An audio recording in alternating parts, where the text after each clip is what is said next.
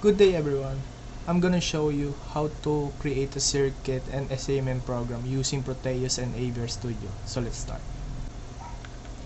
So first, number 1, create a circuit and SAMM program to toggle every 500 ms all the bits of port B and port C continuously using 0 times AAA and 0x555.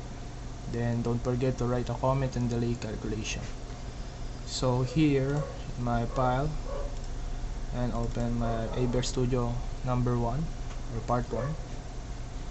So here I conclude the code, include yan LDI R16 high remain out space R16 low remain out space 16, then set all pins of port B and port C as outputs to LDI R16 0xFF out main LDI R16, load the value 0xa into R16 out port B R16, write the value of R16 to port B to toggle all bits. Out port C R16, write the value of R16 to port C to toggle all bits. Then call delay. Call the delay subroutine to create a delay of 500 ms. 500 ms. Okay.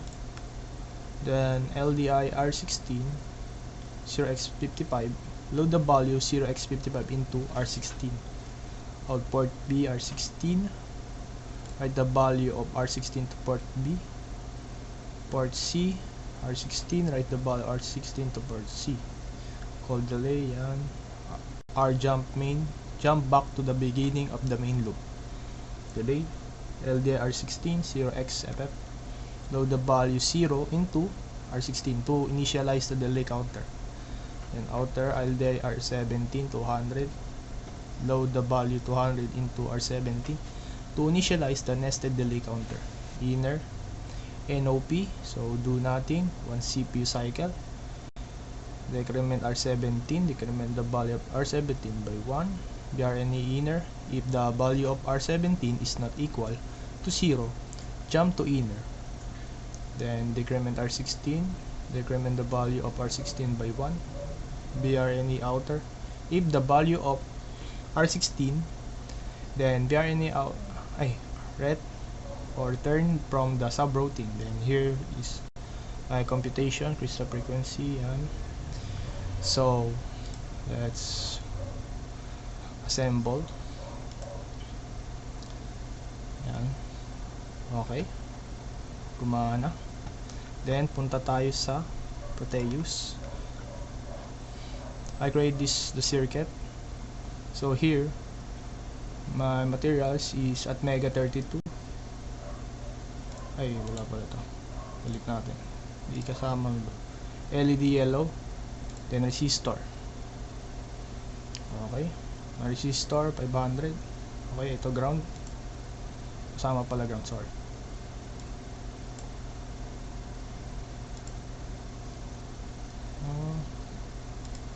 Okay,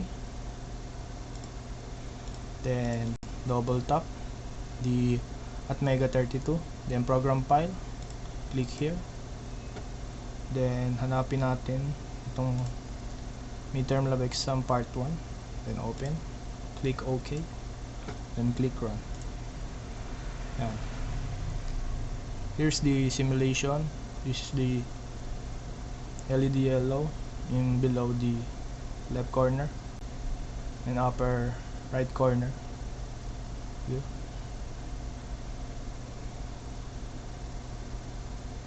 Yan. Resistor 9, yan. 210, 11 to yan. Okay, here's my part 1 or number 1. Here in number 4, create a circuit and SAMM program to toggle every 300 ms all bits of port B and port C continuously using the COM instruction. Don't forget to write a comment and delay calculation. So here in Eager Studio.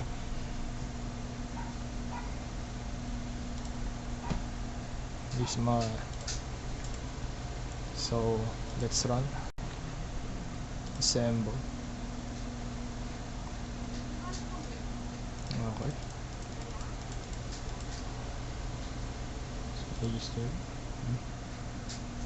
So here the LDR16 high out. So LDR16 0xFF set all bits of R16 to 1, out the DDRB R16 set all pins of port B as outputs, out DDRC R16 set all pins of port C as outputs.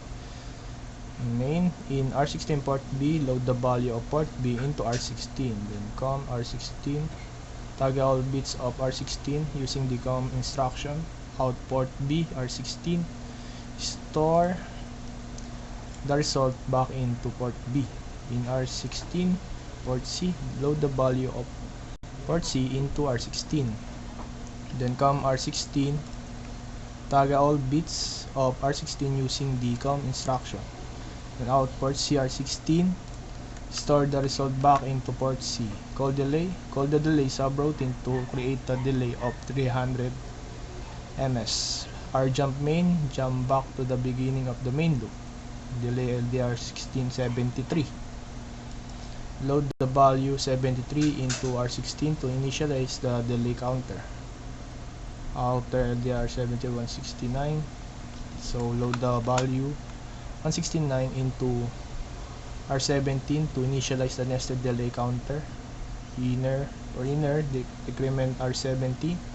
Decrement the value of R17 by 1. Then via inner, if the value of R17 is not equal to 0, jump to inner, then decrement R16, decrement the value of R16 by 1, then via outer, if the value of R16 is not equal to 0, then jump to outer, then return from the subroutine, then here my computation.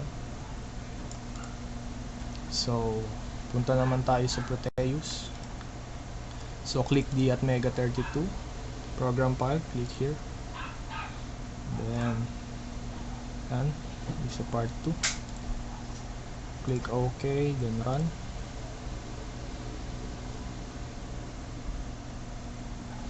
So here the below of LED of left corner, yan, sabay-sabay siya nagbi-blink compared kaganina sa part 1. Then dito naman din sa may right corner, sa may upper right corner, sabay-sabay din.